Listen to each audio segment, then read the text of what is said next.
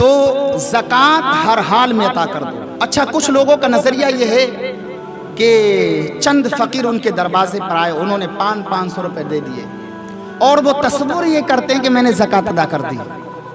جس کے پاس 10 لاکھ روپیہ ہے، 10-12 ہزار زکوٰۃ بننی ہے، اگر 10 لاکھ میں کتنی بتائی تھی آپ نے؟ 25,000 روپے۔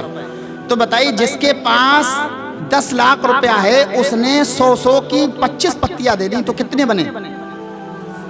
2500۔ اس کی زکوٰۃ ادا ہو گئی۔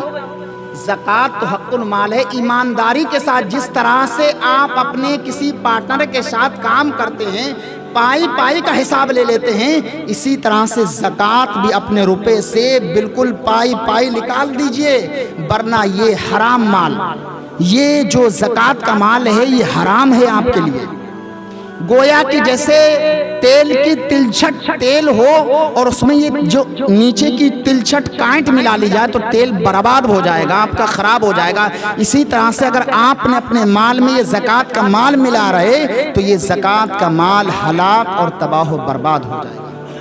حضور نے فرمایا خشکی اور تری میں مال ہلاک ہوتا ہے، وہ زکوٰۃ نہ دینے کی وجہ سے ہلاک ہوتا ہے۔ تو خشکی اور تری میں بات سمجھ میں نہیں آئی۔ خوشحالی بھی ہے تو کبھی کبھی بارش نہیں ہوگی، اس کے وجہ سے مال ہلاک ہوگا۔ کبھی کبھی اتنی بارش ہو جائے گی کہ آپ کو نکلنا بند ہو جائے گا تو آپ کے کاروبار میں رکاوٹ بن جائے گی۔ کبھی کبھی آپ کے گھر میں ایسی بیماری پھیل جائے گی کہ وہ بیماری اتنا لے کے جائے گی کہ آپ کے اوپر ابھی 10 لاکھ پر 25,000 تھا، اب وہ 30,000 لے کے جائے گی، ڈبل لے کے جائے گی۔ چونکہ زکوٰۃ حق المال ہے، مال خود کہتا ہے میرا حق ادا کرو، یار مجھے پاک کرو۔ مال خود چلا کے کہتا ہے مجھے پاک کرو، پاک کرو، پاک کرو، لیکن مسلمان اپنے مال کو پاک نہیں کرتا۔ زکوٰۃ حق المال ہے، مال خود کہتا ہے مجھے پاک کرو۔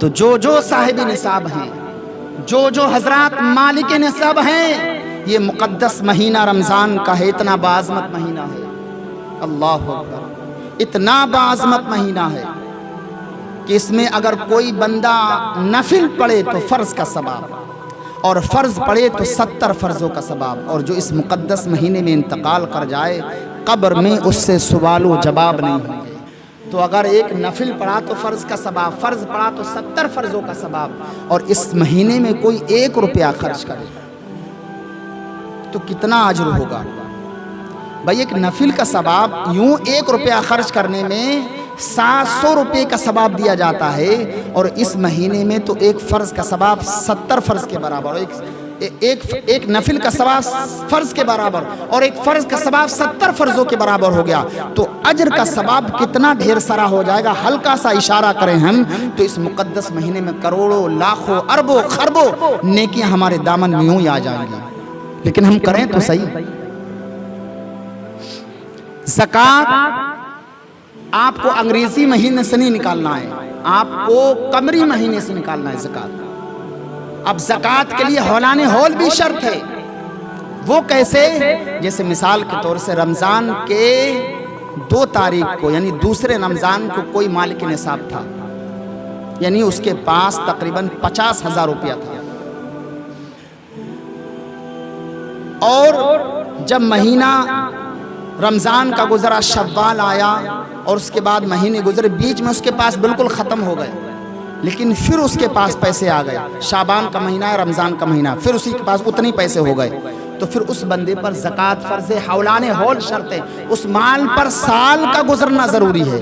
تو ایسی صورت میں اس پر زکوٰۃ، اگر مال بڑھا تو بھی اتنی کی زکوٰۃ ادا کرے گا جتنا مال بڑھا۔ مثال کے طور سے پہلے 50 تھا، اب 60 ہو گیا تو 60 کی 1000 کی زکوٰۃ نکالے گا، کم نہیں کرے گا۔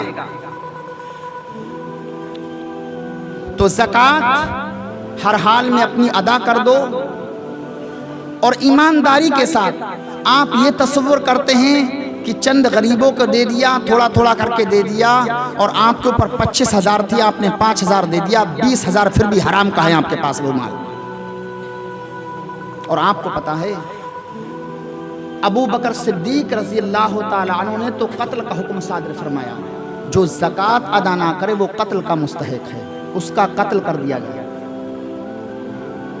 کتنی وعیدیں ہیں۔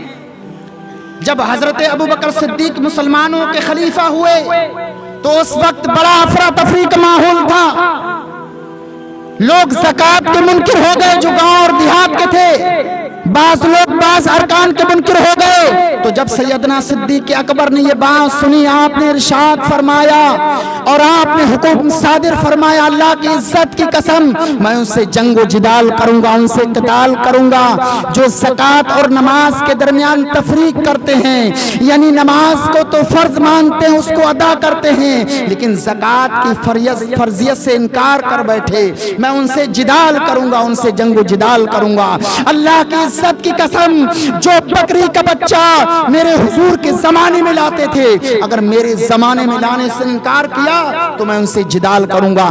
رسی کا ایک ٹکڑا جو میرے حضور کے پاس لاتے تھے، اگر میرے پاس لانے سے انکار کیا تو میں سے جنگ و جدال کروں گا۔ عمر فاروق اعظم آڑے آ گیا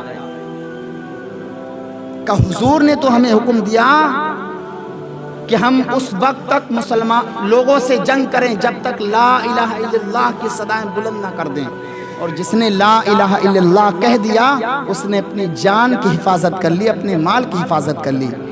اے ابو بکر صدیق، ہم ان سے جنگ و جدال کیوں کریں گے جو نماز بھی پڑھتے ہیں، روزہ بھی رکھتے ہیں اور حج بھی کرتے ہیں؟ ان کے ذہن میں یہ تھا زکوٰۃ کے انکار کرنے سے کوئی بندے خدا جنگ و جدال کے مستحق نہیں ہوگا، قتل کا مستحق نہیں ہوگا۔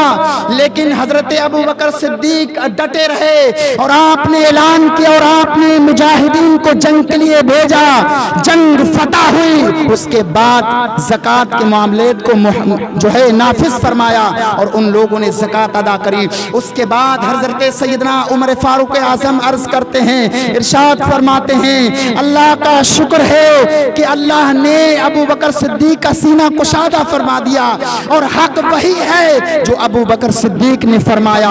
اس لیے اگر کوئی اسلام کے 3 رکن ادا کرے اور وہ زکوٰۃ ادا نہیں کرے تو وہ انسان کوئی قابل ذکر نہیں ہے، نہ ہی اس کی نماز قبول ہوگی، نہ ہی اس کا روزہ، اس کا حج قبول ہوگا۔ جب تک زکوٰۃ ادا نہیں کر دیتا اس کا کوئی کار خیر عمل رب کی بارگاہ میں قبول نہیں ہوگا۔ اللہ اکبر، یہ مان۔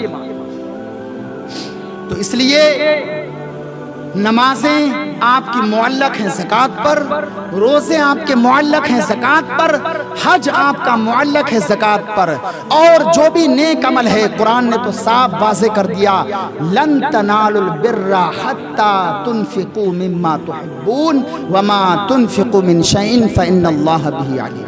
ہرگز نیک عمل نہیں کر پاؤ گے، ہرگز تمہارا کوئی کار خیر عمل رب کی بارگاہ میں قبول نہیں ہوگا جب تک کہ اللہ نے جو تمہیں مال دیا ہے اس مال میں سے اللہ کا حق ادا نہیں کر سکتے۔ قرآن نے تو صاف اعلان کر دیا۔ اس لیے اس پر بحث تو بہت لمبی ہے، وقت بھی ہو چکا ہے۔ جس کے جو بھی صاحب نصاب ہے، مالک نصاب ہے، ابھی وقت ہے تاکہ جو غریب حضرات ہیں اپنی ضرورتیں پوری کر سکیں۔ یہ ٹاپک میں نے دوسرے جمعے کو اس لیے رکھا ہے، میں اکثر آخری جمعے کو ٹاپک رکھتا تھا، لیکن میں نے اس لیے رکھا ہے تاکہ مستحقین جو زکوٰۃ ہیں ان تک یہ مال جلد سے جلد پہنچ جائے، تاکہ وہ اپنے بچوں کا کپڑے بنا سکیں، اپنے بچوں کی ضرورت پوری کر سکیں، خود بھی اپنے کپڑے بنا سکیں، اور عید میں خوشحال طریقے سے زندگی اپنی جو ہے ادا کر سکیں اور خوشحال طریقے سے اپنی عید منا سکیں۔ اس لیے اپنا حساب لگا کر کے جو اللہ نے آپ کے اوپر زکوٰۃ کا مال رکھا ہے، ایمانداری کے ساتھ، بالکل دیانتداری کے ساتھ آپ پورے مال کی زکوٰۃ ادا کر دیجئے، اللہ بھی آپ کا راضی ہوگا۔ اور جو زکوٰۃ ادا کرتے ہیں، حدیث پاک میں ہے جنت الفردوس میں انہیں بہترین محل دیا جائے گا۔ سبحان اللہ، ارے ذرا بیداری پیدا کرو، سبحان اللہ۔ جس نے زکوٰۃ ادا کر دی جنت الفردوس میں اس کے لیے بہترین محل بنے گا۔ تو محل چاہتے ہو دنیا ہی میں زکوٰۃ ادا کر دو، اور اگر اس کے علاوہ چاہتے ہو تو سمجھ لو اس کا وہی راستہ ہوگا جو قرآن نے اعلان فرما دیا۔ اللہ رب العزت کی بارگاہ میں دعا ہے اللہ تعالی ہم سب کو اس پر عمل کی توفیق عطا فرمائے، آمین بجاہ نبی صلی اللہ علیہ وسلم۔